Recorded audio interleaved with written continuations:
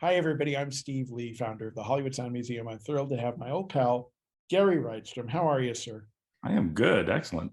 That's excellent. I have seen The Fabelmans twice now. Twice. I think it's absolutely brilliant. It's such a sweet movie.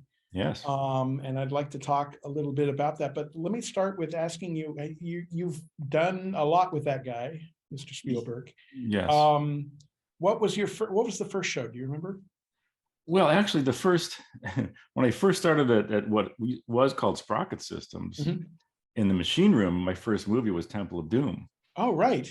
So, all the movies that Ben did sound for, I was involved in some way early on. So I worked on, the third Indiana Jones and Always and some of those things. The first movie that I was responsible for that I had a lead role in was Jurassic Park in '93. Right.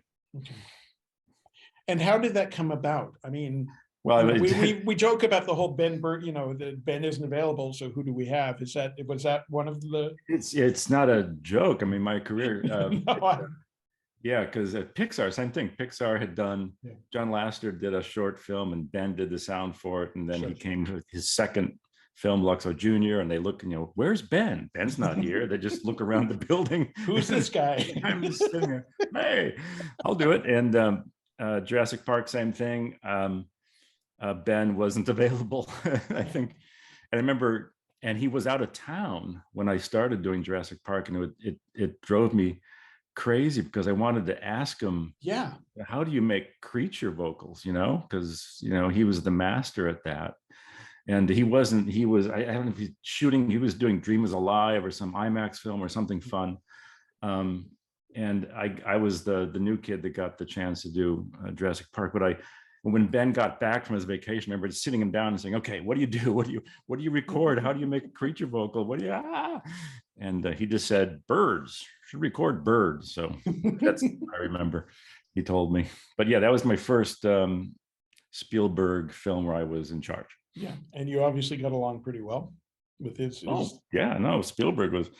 Jurassic Park was a good movie to start with because it was so much fun, and it's so much work too. Oh my God, there's so much. I mean, everything is new in that film, pretty much. Yeah, but now they've made I don't know how many Jurassic Parks. Yeah, exactly. I do joke that I after 2 Jurassic Parks, I handed the baton to others because one sound designer only has maybe 25 dinosaur vocals in them. After that, I don't know how many. I don't know. and then the movies. Every Jurassic movie has a bigger than T-Rex, and the bigger than T-Rex, and they got to keep topping it. Yeah. How do you do that? I don't know. So how much of your material is drawn from? Oh, there's a lot of. All the subsequent films still have. Literally, the T-Rex from the first Jurassic Park is a character in the subsequent films.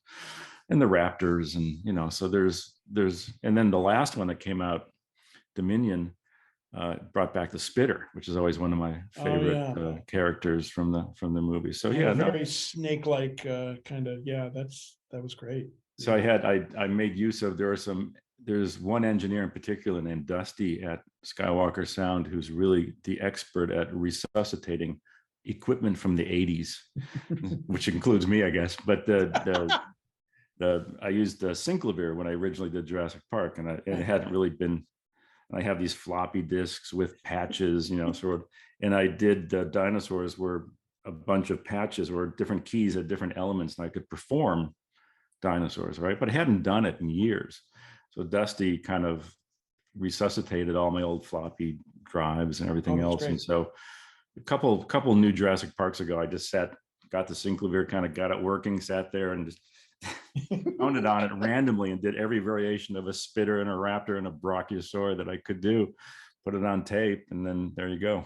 Oh, that's great. That reminds me of what Ben was saying when he started getting into the newer Star Wars films of resuscitating his ARP. I guess it was Howie Hammerman or one of the guys, cleaned all the capacitors and everything.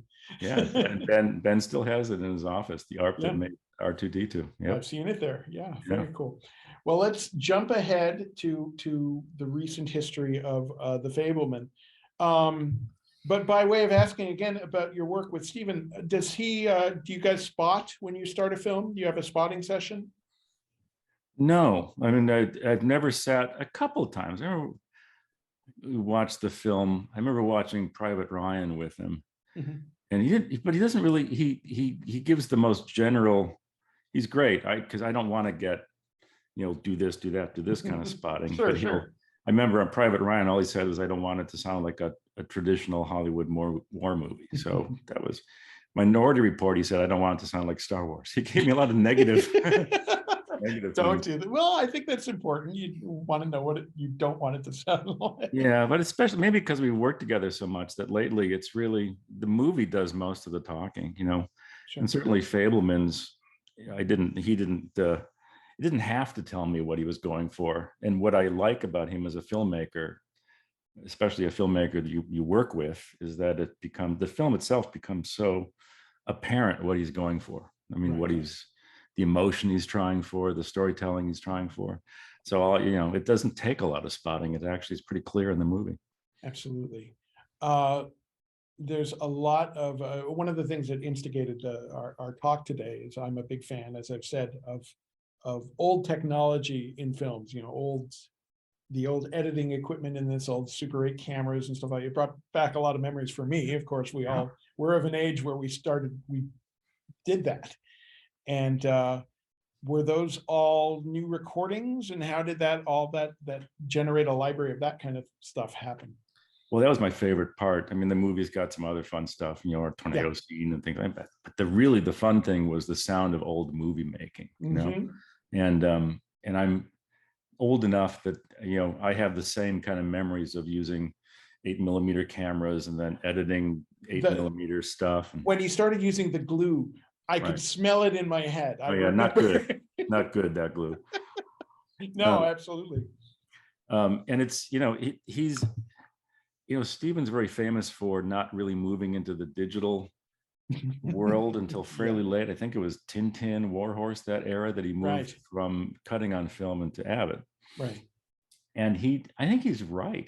What he always liked is the physicality, kind of walking into a room and seeing actual film. Sure. We're missing that now with computers. So I loved, because yeah, it brought back memories for me too, because I did a lot of films when I was a kid, made my own films and cut them. I remember using egg cartons for the trim bin, basically take my little 8mm All right. Yeah. an egg carton. And I had a Hervik splicer and a guillotine splicer, and Yeah. It brought back a lot of memories. So what we used, Ron Judkins was the production mixer on this show, and he's great. So I kept begging him, record every camera or piece of equipment they got, because they got good stuff. Right. So he recorded the Brownies and the Bolexes and the Aeroflexes and things like that. So a lot of that. But I got, I have Mr. eBay is very useful. So I got some very cheap, crappy old, equipment from the 60s. And my favorite,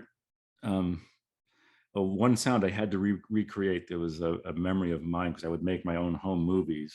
Mm-hmm. And the sound I remember, because they were silent, there was no sound to them, was the sound of the splice going through the projector. So, you can almost tell what your editing pace was, because you'd hear it. Yeah. And if you got all kind of psycho, cutting, then you would hear these chop, chop, chop, chop, chop, chop, chop, chop, chop splices go through the projector. And the difference between the glue splices and the tape splices, which I used occasionally too, which took like 4 frames on either side of the cut. Yeah. Yeah, no, I mean, but Michael Kahn, who's Spielberg's longtime picture editor, he once told a story how the most revolutionary thing in his early career in editing was when tape splices came in, because they used to do hot splicing with, shave, and you'd lose a frame. So you could not reconstitute, a take without going back to the negative and reprinting. So that was for him. For us, we lived through the digital age, but from Michael Kahn, it was tape splices was, oh my God, we just peel them off and do it again. Right. And here's another weird connection. He cut in his career early on Hogan's Heroes. And there's a little reference to Hogan's Heroes and Fabelmans, where Sammy goes to the studio and the studio exec shows him some stuff from Hogan's Heroes. So, but I love that stuff. That was my favorite thing to do in the movie. My favorite scene in the movie is there's one where Sammy discovers something about his family by looking at film very closely on a Mansfield editing machine. Mhm. So, and it's a hand cranked thing. And so the most detailed sound editing we did in this whole movie were the little click, click, click, clicks and the winding sound of him going back and forth and forward and backward and slowing down and going frame by frame to sort of see what he sees in that editing scene, while we hear beautiful music playing upstairs because his mother's playing the piano. It's a gorgeous scene. Yeah. But that every movie's got its crazy over, a lot of sound to cut kind of scene. This one, more so than anything else, was that scene, the tick tick tick tick tick of cutting. Well, even watching it the second time, especially when I was with a more analytical ear, because I was just sucked in the first time. It almost occurred to me that you could have almost Foleyed that sequence if you had the equipment and performed it to picture. Was that ever a thought that you might? Yeah, no, the Foley people had a Mansfield, and they did a lot of things too. So it's a combination, like a lot of things are a combination of the Foley and the production and some specific effects cut in. So it's a little bit of everything.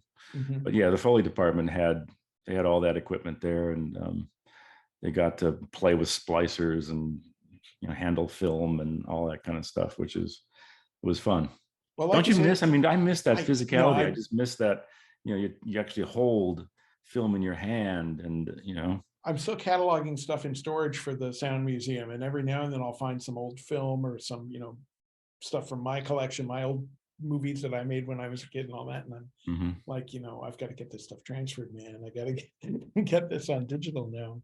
And people, I mean, it's sad to say, but people are enthralled or amazed that that's what it used to take. Yeah. So the museum, I'm sure, will have I don't know, rewinds and moviolas and sync blocks and coding machines, and just it's kind of like the when you go and you see old colonial towns and Williamsburg, and there's the guy that's making horseshoes, and you think, really, this is what they did in the old days. So it feels like that sometimes. One of us should just be sitting on a moviola in some back room somewhere. You joke, but in earnest, I would love to have. I mean, we have a couple editing benches in storage, and we can assemble a couple full on editing benches with all the equipment and stuff. And I would love to have a demonstration have a docent go in and show you the whole process. That would be fun. Yeah. Because I learned to cut that way. So yeah. Yeah, me too. It's fresh. I feel grateful that I did. Yeah. Oh, absolutely. I mean, I didn't do it for very many shows, but I'm thrilled I had that opportunity. Yeah. So what are some of the other challenges of doing a period film like this? Obviously, you have cars and other elements. Was there anything out of the ordinary that you had to prepare for doing this particular one? The film takes place mostly in the 60s. Yeah. I mean, the thing with period films, which is also kind of something people don't normally think about, but sound people have to think about it, is that there are no really good recordings of our world. That the 60s is about the time when it started to get good. You could find recordings of things in the 60s, cities and cars and sirens and phone rings and stuff like that from that era that are usable. You go much beyond that. You go earlier than that, because I just did West Side Story last year, and get to the 50s, it's kind of iffy. Get to the 40s and 30s and 20s, then you're done. You got nothing, right? So period films, you have to recreate it. And in this film, even though it took place in the in the 50s and the 60s mostly, it was mostly cars, cars and bicycles and kind of the things that people were using. That was the sound of the time. To me, the era gets. Oh, the toy train set though, because I was going to ask about the other great sound opportunities were the use of trains and the transition from toy trains in Sammy Fabelmans' mind to the sound of a real train, because he had Greatest Show on Earth stuck in his head. And those train sets they remind me of my childhood too, just like the Lionel full standard gauge. And there's that great sound of the rheostat, with the little red lever. Really, I God remember knows all those that. are the most dangerous things probably because they Oh could. God, you just, the poles are right there. You could just, yeah. Yeah, yeah. So we're lucky we survived all that. But there's and the clack of the tracks and Yeah. the fake steam whistle and all that stuff was, and I loved that. I read that in the script, and I thought, what a great, essentially the character based on Steven Spielberg, and the character in the movie uses a toy train, but imagines it as this massive train crash, as if it's a movie he's making 30 years later. So I love that sound opportunity. That brings me to another question, which I thought of immediately, the first time even. The Greatest Show on Earth it utilizes several scenes from that film. Were you privy to any of the pre-dubs or any elements from that film? We got no, you know how it is. I You can't I find that. thought I had to ask, Gary. I mean, You can't find it. That movie, that's 1952, I think. I don't know. I could make a couple calls for you. Yeah, maybe you could have found something for me. But in essence, it wouldn't have done me what we did, and I felt bad doing it. But I had It we sounded great. I know what you did, but please tell me. well, we enhanced it, and Yeah. my first thought was, I don't want it. It's a classic movie, Yeah. but you think in the scope of the movie, Sammy Fabelman is seeing his first movie. It's on the big screen. It has to feel impactful. Mhm. So we had to make the sound impactful in a way that even if we had material from the stems or God knows premixes or something, and it would not have sounded good. Sure. So we cut it with our material Right. once the train crashes and just made it bigger than the actual movie. Yeah. But you had to do that because then he takes that impression of the train crash and tries to recreate it in his basement. So I felt guilty. I felt like, I don't want to take a classic movie, and I asked permission. I have to say that to Steven and everybody else. Like, can I just?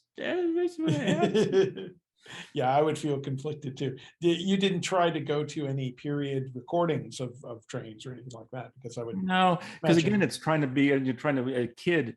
When we saw movies when we were young, movies that maybe if we saw now, but 30, 40 years ago, we saw them the first time, they're like, this is the most amazing film, most amazing sound I've ever heard. And then if you hear it again and go, actually, it's a little lo-fi. Not so much. Yeah, I remember it's semi-related, but when I did West Side Story, the last thing it did with Spielberg, Ben Bird, actually, who's a great historian of sound, for some reason, he had the sound of the gunshots. Yeah, you told me this. That's great. The gunshot for that, where Tony gets shot. And this is great. I'll put it in. You listen to it, and it's the most lo-fi. But I don't remember ever watching West Side Story, the 61 West Side Story, and going, what a crappy sound job. No, of course not. It wasn't. But times change. So I did not want to make it a period sounding film. I wanted to make it a full, as full as I could get away with sounding film. Yeah, Steve Fleck used to call that the Shane effect, referencing the rifle and Shane, how we remember it as this big, huge thing. Right. We've got the master in the Hollywood Sound Museum, the optical, the little roll that CC gave us. And I've heard it too. It's okay, but by today's standards. I remember a story that Richard told me when they were working on Poltergeist and they were spotting the film, and Steven basically told them, I want this to sound like the tornado in Wizard of Oz, because apparently that in his mind, that was the big, emotional moment. And of course, you listen to the tornado in Wizard of Oz, and it's mostly just, it's just a wind machine. The wind machine. Yeah. It's a canvas that, canvas loop that you just, and so they felt they could sweeten that a little and get away with it. But it's interesting. Our memories of it, if the movie worked, our memories of that moment are just full. It's a huge moment. Full sound, full movie, full everything. So that's the memory. That's okay. Yeah, you're filling in all the blanks. I'm sure 40 years from now, people will take movies that we worked on and say, can you believe they put this explosion in whatever movie it is in 2022? What a terrible sounding explosion. So, 50 years from now, maybe we'll be the same victims of that. Absolutely. One of the things that struck me so much about in the Fabelmans is there's so many wonderful intimate moments and little monologues and just these very tight spaces too. Like, they see all these movies in the closet of Sammy's closet and all that. and the dialogue is just so perfect. It's just so, how much, I mean, I imagine it's mostly production, if not all, isn't it? It's just really tightly recorded and really nicely done. It's interesting. This is one of many movies over the last few years that was shot with COVID restrictions. Mhm.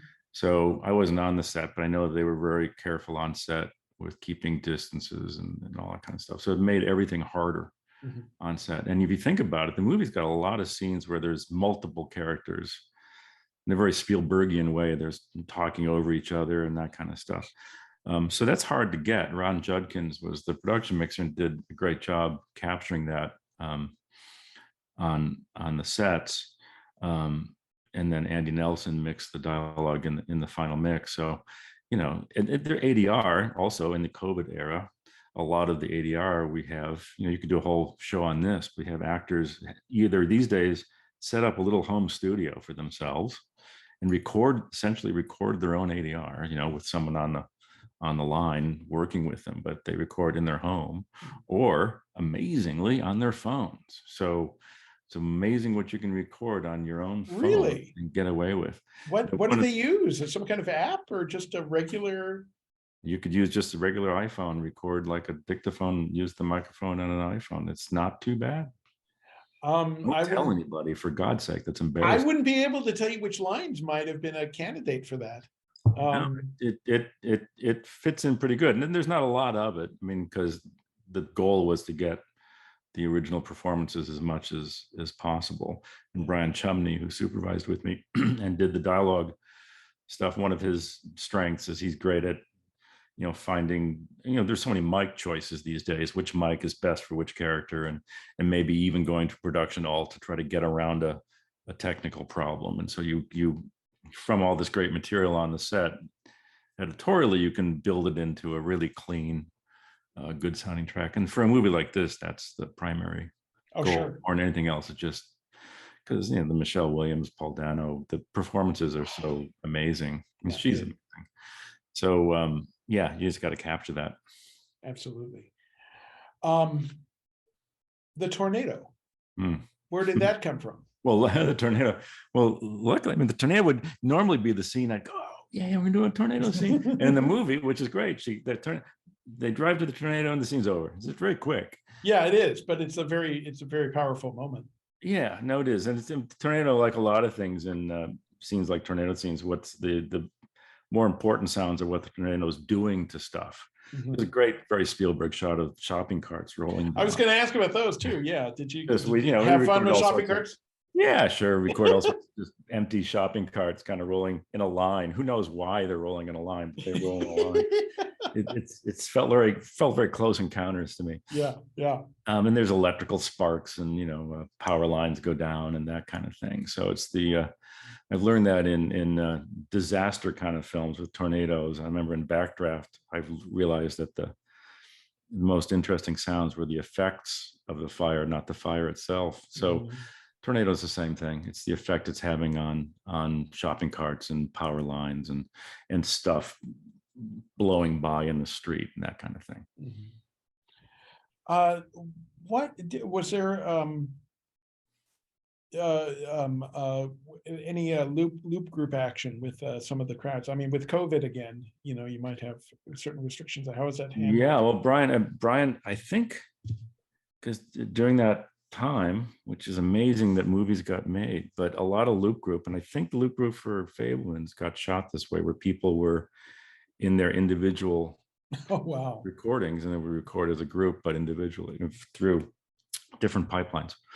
And I'm pretty sure Brian Chumney would know for sure, but I think that's the way this was done. There might have been some stuff on a stage, and it's important. Loop group was really important on this show because I was going to say, yeah, you've got very specific crowds.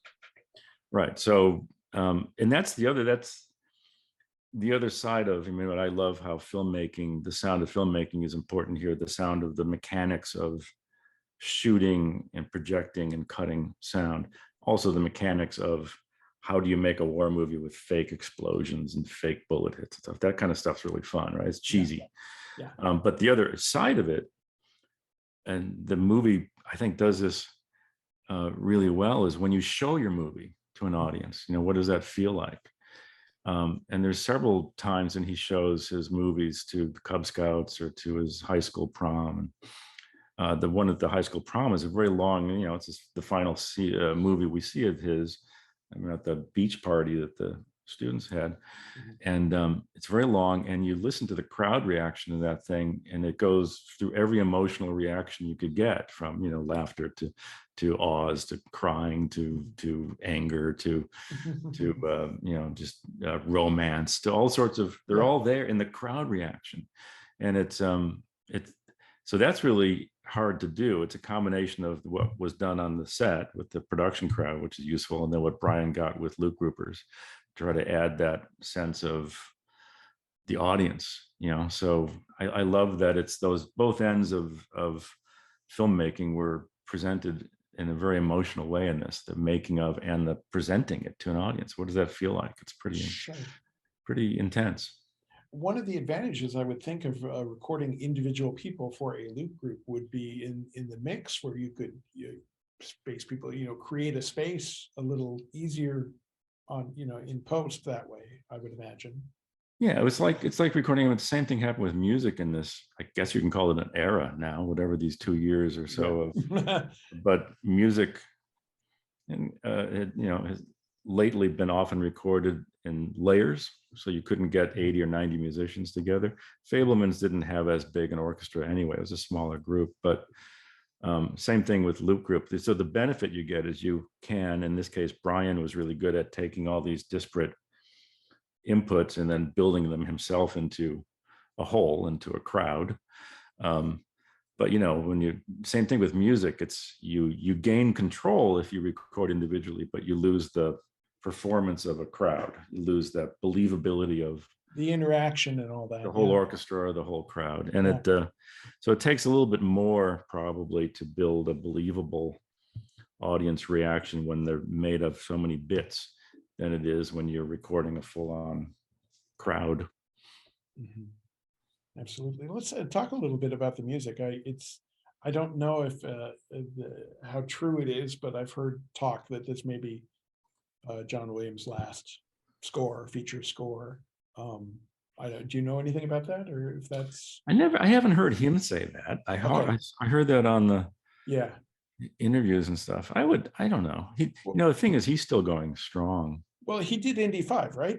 He's doing Indiana Jones, and I'm not. Yeah. So, and that came after. So he's doing that. Then it's amazing. He's still amazing. He comes to our mix.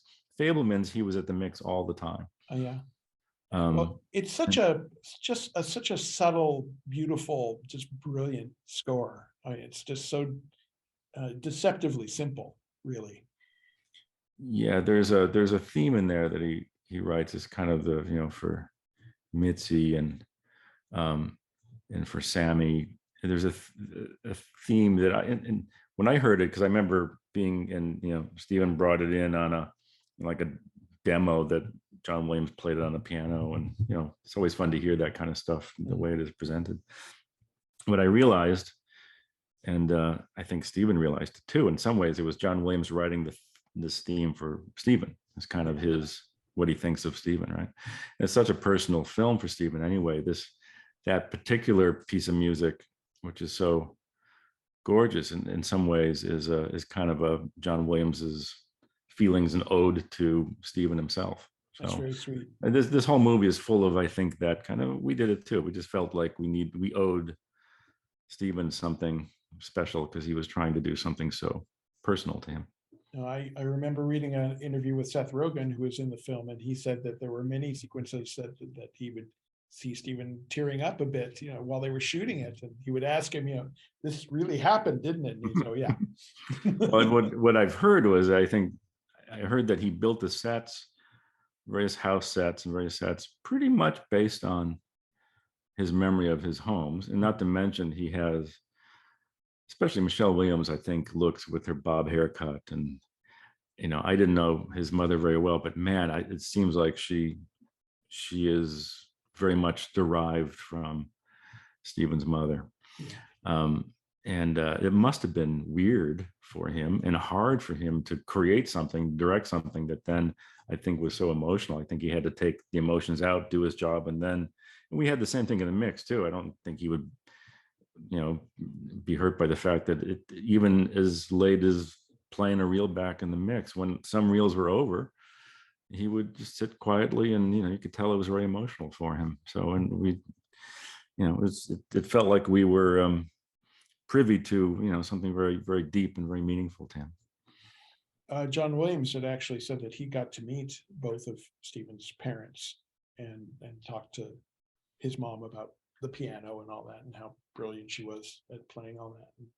Yeah, it reminds me, there's a great use of sound in the movie, which is one of the things that great directors to me are really good at, having hooks for the use of sound to make a point in a movie.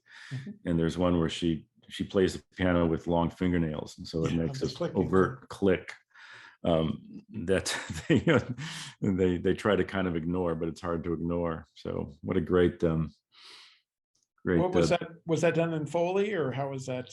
Well, here's an embarrassing thing. We did it in Foley. Foley did a beautiful job, and I think the picture department cut something in for that scene from the beginning, and then I think, sorry our Foley team, but I think Steven went to what they cut in the picture department. So that's, gee, I've never heard that happening before. Yeah, I know. It's chalk it up. It was funny because it actually, here there's a reason for it, and this is maybe a minor point, but it shows how he's good at thinking about this. Our version of it was absolutely precise. I mean, to the point where it was, it was very precise and articulate. And their version was just more kind of slap something together, stick it on there. It was messier. So the messier version fit the moment more than the pristine version. So that's interesting. Yeah.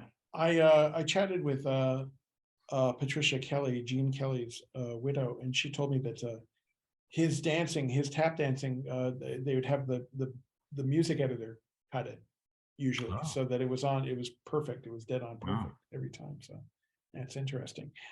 Did she obviously learn, and Michelle Williams played, I mean, it's very obvious. I mean, you're very tight on her hands most of the time. She did a lot of the playing, right? Yeah, it's not, you don't hear her playing in the mix. Okay. I mean, there's the pianist from the LA Phil, her name, did the performances. Well, that's pretty amazing, because you're very tight on her hands quite often. She learned, and I know there was a coach on the set, and she put a lot into it. So yeah, no, it's not cheated. You can see some of those close-ups. One of my other little tiny favorite sounds in the movie, since we're a sound webinar, is at the end of there's a scene where she plays a beautiful piece of music while Sammy is in another room going through the editing machine and discovering something he didn't want to discover. And at the end of it, she finishes, and then it's so quiet that we went to the scoring stage at Fox, and I recorded the sound of the damper on the piano, and you just, those last note, and you just have the little felt thing. I was going to ask, yeah. The tiniest little sound, but it's such a quiet scene that you actually hear the sound of the dampers going down on the strings. And you see it, you get a nice close-up of the piano, so that's very fitting. That's very cool. Oh gosh, what was I going to ask you something about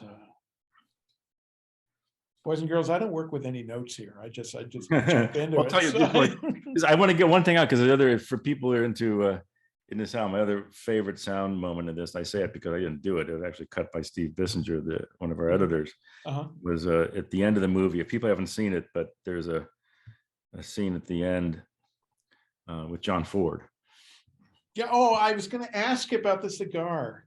And Steven remembers, because there's also, like, this whole movie based on things that really happened to him. Sure. He really went and saw John Ford, and John Ford really said what he says in the movie to Steven. Yeah. Played by David Lynch brilliantly, by the way. Oh my God, there you go. There's some casting. When we first saw him, because I hadn't heard that he was in the movie, and we saw the movie, it was just immediately. It's perfect. It was Just the just most perfect thing. perfect. Two more different directors could there not be? I know. Well, apparently it took him a while to say yes. It took some nagging to get him to do it. So I'm glad he did. But a great, because Steven remembers that in his mind, that age, that took John Ford forever to light a cigar. It was a power play. So, and I swear we put in also as the most complicated, in addition to the editing scene that I loved, is the most complicated cutting in this movie was the cigar lighting, which, some combination of puffs and ash burnings and sucks and things like that. And I swear we probably used some sounds from Backdraft in there just to make it bigger than life. But I love that kind of thing. It sounded great. I mean, you could hear the little burning of it and the Yeah. clipper. You had the clipper, right? Every time we played that scene, we got a note from Steven to make it louder. So that's my kind of note. Well, it's like you're so intent on him. I mean, Sammy is transfixed, and it's such a big. I mean, it's the last moment in the film. It's like right, big, right, this big moment. Yeah. That's really great. I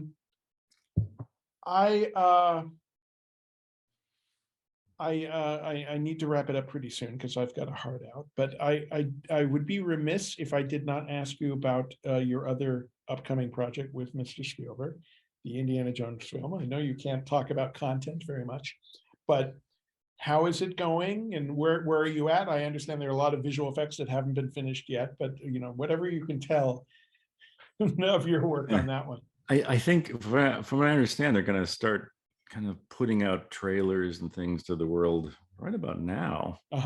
So people will see it. What I can say is that James Mangold, who's the director that took over this film, has captured the spirit of Raiders, of Indiana Jones perfectly. That's very good to hear. That's not just because Harrison Ford's in it, but that's tough to do. It's not an envious task to try to take something on like this, but it feels, how it is with movies, they have to feel right, and Absolutely. this feels like Indiana Jones, and that's and it was, you talked about John Williams. I realized on this movie, and we mixing it, and we had this John Williams music come in again, that it's as important as anything else in these movies is John Williams. Is even as important as Harrison Ford or Steven Spielberg. Sure. I mean, it's so, when you hear that theme, when or Marion's theme, or any the things from the original movie, not to mention the stuff that's written new for this one, but my God, it's just the DNA in that music is. I'm a huge fan. You have to say John Williams, not only done it on Raiders and those movies, but he's done it so many times in his career to make movie music that really is just an essential part of the movie. Not just a fun filigree, but essential. That's great.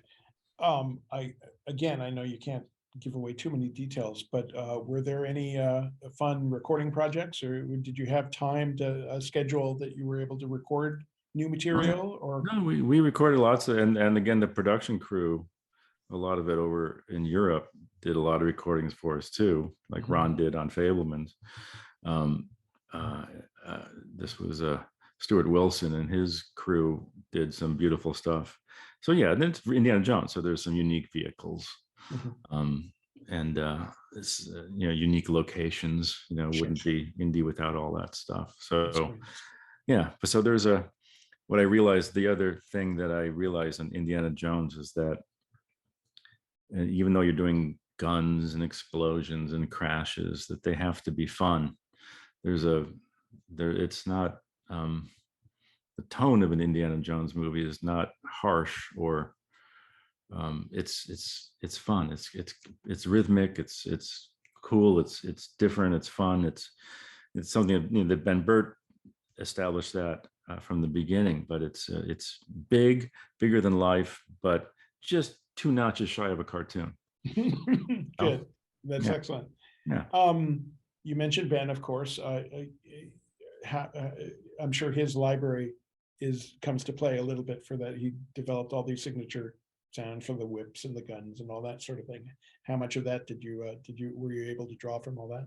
Oh, his whip stuff it's all very iconic, like everything he did, the whips and punches. Although I made my own new library of bigger than life punches. Oh, wow. I know some of Ben's secrets, so Yes, I can copy him. So we use Ben's stuff, but I wanted to make my own. sure. But in the library, in deference to Ben, I call them pseudo Ben Burt punches. So pseudo Ben Burt punch 6, number 7, number 8. Oh, So that's funny. it's my homage to how he did it, but I had to give it a try myself. It's hard, this sound thing. It can be, Yeah. yeah, especially something that iconic that you kind of get a little anxious, Yeah. topping the previous and all that sort of thing. Oh yeah. Yeah.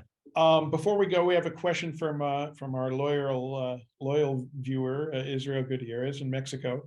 Mhm. And it's about working with the director. Any good tips for developing a good communication skill with directors? So the best way to generate trust with them while you're working on these things. Oh, well, I think from the get-go, when you're talking about the work with the director, it's nice not to talk about specific sounds or how you're going to make them, but talk about the story. What's the story about, what the emotional direction they're going for, what are they trying for, what's the feeling they're trying for. And then talking at that level is both more beneficial to us because then I can try to make sounds that fit that, but it's also, I think it makes the director, that's what they want to talk about. The directors don't want to talk about, go and record a Volkswagen from 1968 and make sure you get the tailpipe close up. They want to know, I want this to be gritty. I want this to be nostalgic. I want this to be beautiful. I like to talk in those terms with the director. And then that's when you talk about it. The other thing that's important with directors is to show them stuff, is to play them stuff, because the only thing it's impossible really to talk about sound. This scene is amazing. I've done this thing with these rhythmic bong bong bongs. It never works. You got to play something and get a reaction, because sound is about gut level reactions to things. So, talk in grand concepts in the beginning and then get down and dirty and play them stuff at the end so they can react.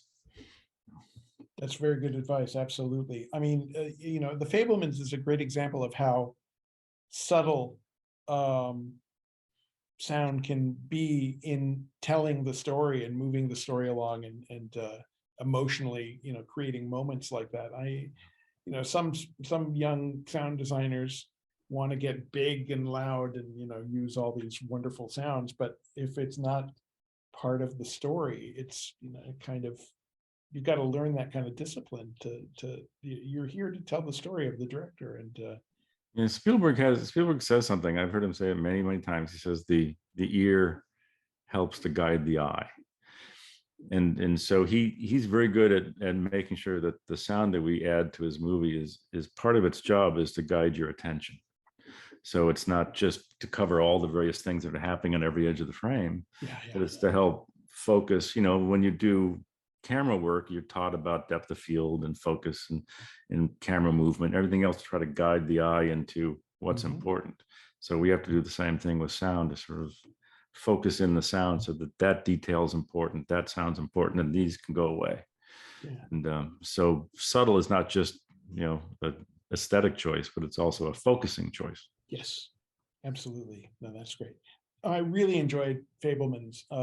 I've seen it twice, as I said, and it's just such a sweet movie. I highly recommend it. It's going to go wide in a few days, I think. I think so. Thanksgiving. In another week or so. Yeah. So please go out and see it. Yeah. And Indy is coming, next year, I think? June next year. That's right. Okay. And is there anything else that you've signed on for that we can look for soon, or you taking some time off, or? I sometimes I kind of wait for the trades to tell me the next Steven Spielberg film, and then I know what I'm. Is that what I'm doing? They actually came out. They said there was a thing about Bullet. He's doing a thing with. Oh, Bullet right. Yeah, today, that's how I realized. Okay, I guess I'll be doing Bullet. Okay. Yeah, cool. You can probably count on a really good car chase in that one. That'll be fun to see. Yeah. So that's what I'm doing, is just waiting for the next cool project. Wait for the call. Yeah. Well, I have to tell you that this Thanksgiving weekend, we're going to be debuting our exhibit at the Lost Con at the LAX Marriott. And your work, good sir, is represented. Oh, We have- good. Thank we have you. a That, moment that's with- going to be, that's going to be amazing. That'll be really amazing. I hope so, and I thank you again for your support. But yeah, there's a big monsters segment, and the T-Rex is right there with King Kong, Murray Spivak, who Murray Spivak, started 1930, it all, whatever. man. Man, he did some great stuff back when the tools were not quite what they were later on. Well, you were talking about, the T-Rex, making appearances in all the subsequent Jurassic Park films, but the work of, Mr. Spivak really set the groundwork for everything, and just the techniques are still tried and true, the recording the elements and speed Yeah. manipulation and all that sort of thing. Yeah, playing things backwards, layering stuff. And so, he made a T-Rex many years before I did. Absolutely. Yeah. Gary, thank you as You're welcome. always. Really appreciate your support. You've helped kept this crazy idea I had for many years alive. So I really appreciate it's a good crazy idea. Those are the best. it. So, Thank you going. very much. Thank you, pal. We will talk soon. Everybody out there, thanks for listening. Thank you. See you later. Bye-bye. Bye.